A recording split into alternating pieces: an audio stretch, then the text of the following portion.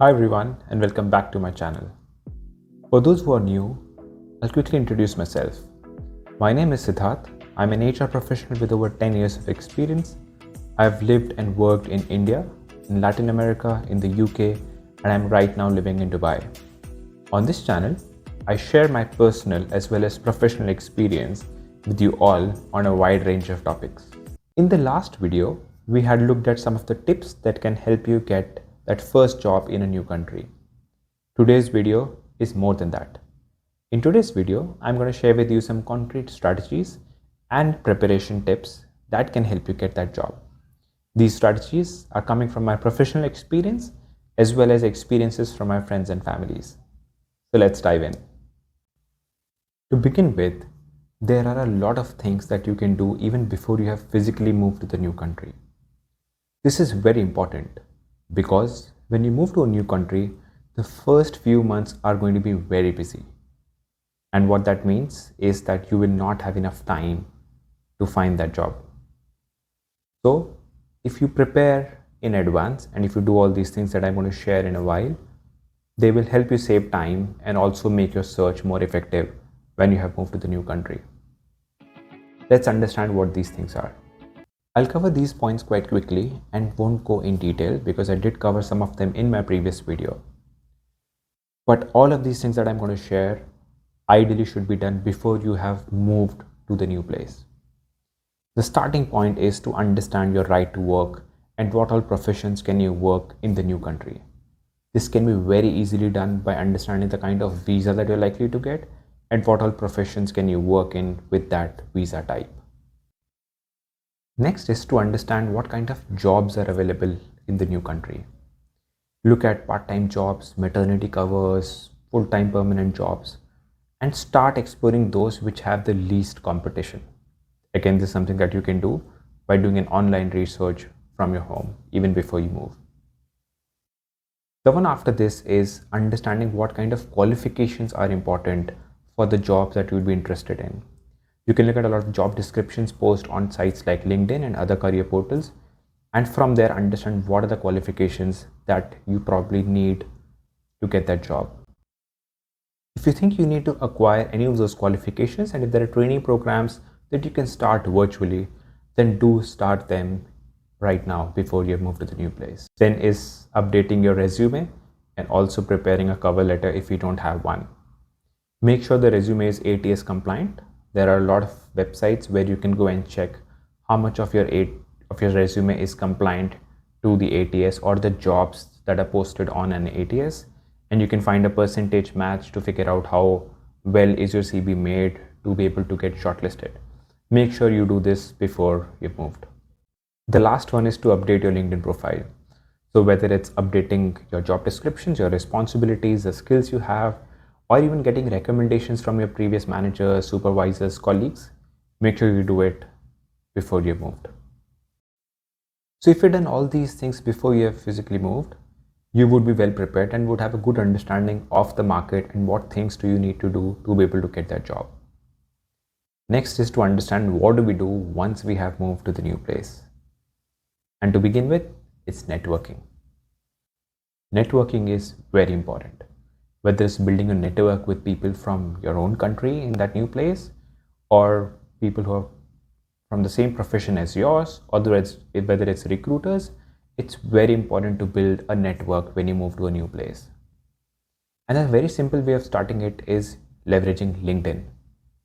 So on LinkedIn, start following people who are, leading some of those roles within your profession, or maybe recruiters, and especially companies like Michael Page, Robert Half, which are recruitment agencies and are used by a lot of multinational organizations for filling up positions. Very important to be connected to all these entities.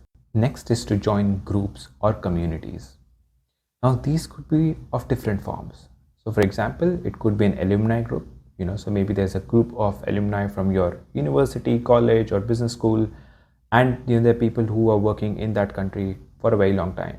So you connect with them, you understand from them about the market, build relationships, and probably leverage them to reach out to those recruiters who could really help you get that job.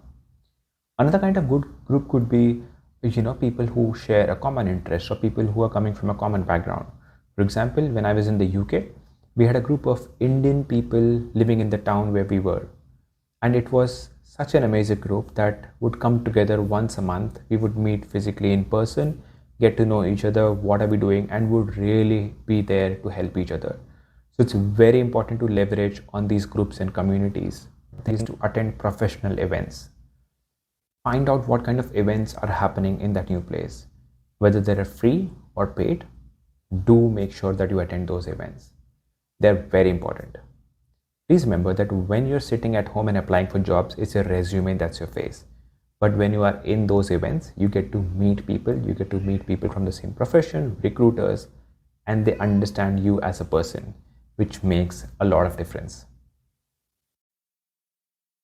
One more important bit is to leverage references from your previous managers, supervisors, or colleagues.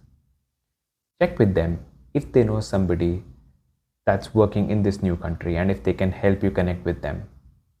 It works wonders and is a great thing to have. It's actually a blessing. So make sure you ask them if they know some people in this new country.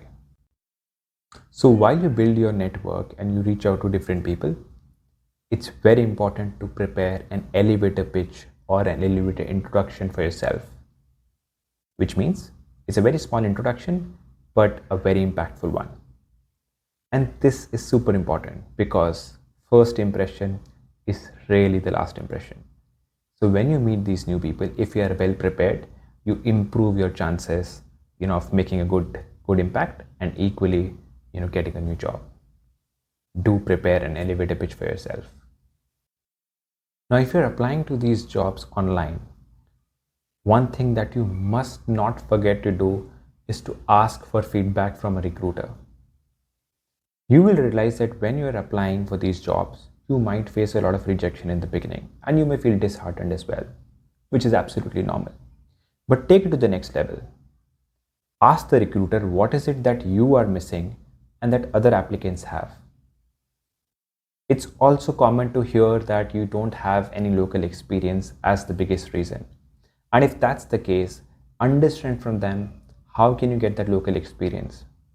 In some cases, it could be, that you will have to take some internship, whether it's paid, unpaid, or work like a freelancer for some projects, and make sure that you grab those opportunities because they will help you gain that local experience. And once you have that, your chances of getting a better job only go higher. So make sure every opportunity to speak to a recruiter, you ask for feedback, and that will help you improve your chances of getting selected in future. Dedicating time for your search. This is very important because when you go to a new place, you're likely to get busy because everything is new, you're settling down, and you have a lot of things to do. Make sure whether it's a few minutes in a day, whether it's every alternate day, over the weekends, make sure you do spend time for your job search regularly. So dedicate time for this. To summarize, there are a lot of things that you can do even before you physically move to the new place.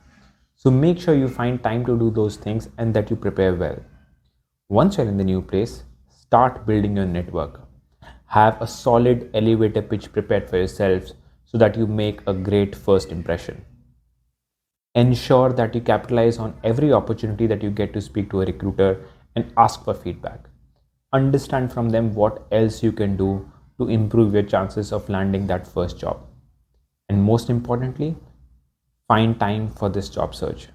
Ensure whether it's daily, alternate days, over the weekends, ensure that you are dedicating time for this activity. Remember that while you face a lot of rejection in this journey, but you don't want all the jobs. You need just one job, and all this effort will be worth it when you land yourself that first job.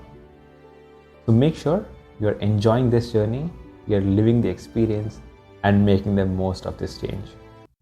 So thank you for watching this video, and please subscribe to this channel if not done already. Also, please like and share with your friends and family who might benefit from this video. Thank you and see you next time. If you have any questions or suggestions, or if there's any particular topic that you're interested in, please post in comments. Ciao.